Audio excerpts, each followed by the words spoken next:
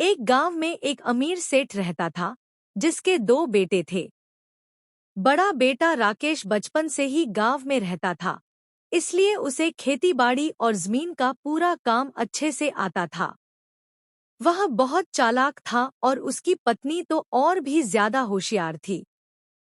सारा हिसाब किताब, जमीन की देखभाल और पिता का भरोसा, सब कुछ उसी के हाथ में था। दूसरी ओर छोटा बेटा समीर पढ़ाई के लिए शहर गया हुआ था और वहीं नौकरी करके अपनी पत्नी के साथ रह रहा था। उसे खेती या जमींदारी का कोई अनुभव नहीं था। एक दिन समीर को खबर मिली कि उसके पिता की मृत्यु हो गई है। वह तुरंत गांव पहुंचा। पिता के गुजरने के बाद जमीन की बंटवारे की बात चली।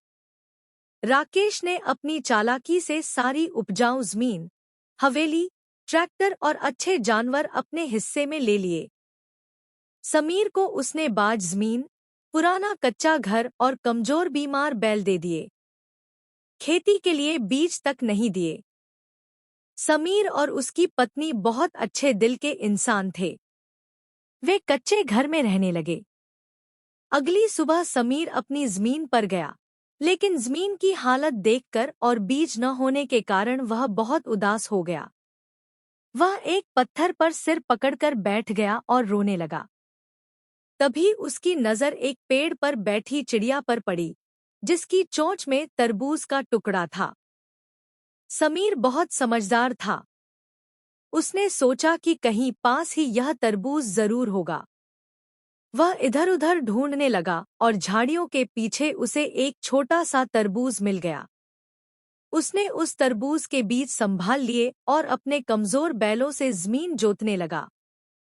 उसकी पत्नी भी उसके साथ दिन-रात मेहनत करने लगी। भगवान की कृपा हुई, अच्छी बारिश हुई और तरबूज की फसल बहुत अच्छी हुई।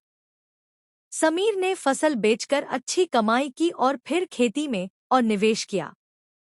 उसने अच्छे बीज खरीदे, खेतों की देखभाल की और धीरे-धीरे एक सफल किसान बन गया। उधर राकेश ऐशो-आराम में डूबा रहा और धीरे-धीरे सब कुछ खो बैठा। उसकी जमीनें गईं, फसलें बिगड़ गईं और पैसा खत्म हो गया। वह गरीब हो गया। आखिरकार वह समीर के पास मदद मांगने गया। समीर ने बिना कोई गिला किए तुरंत उसे अपने घर में जगह दी और उसकी मदद की।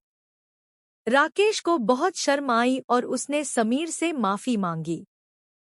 समीर ने बस इतना कहा, भैया, आपने पैसे को संभाला और खाली हाथ रह गए। मैंने माँ बाप का आशीर्वाद संभाला और सब कुछ पा लिया। उस दिन के बाद दोनों भाइयों ने मिलकर मेहनत की और फिर से अपने पिता की जमीन और इज्जत को वापस पा लिया।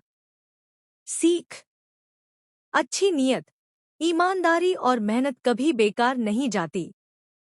जो सच्चाई और नेकदिली से चलता है, सफलता उसी के कदम चूमती है।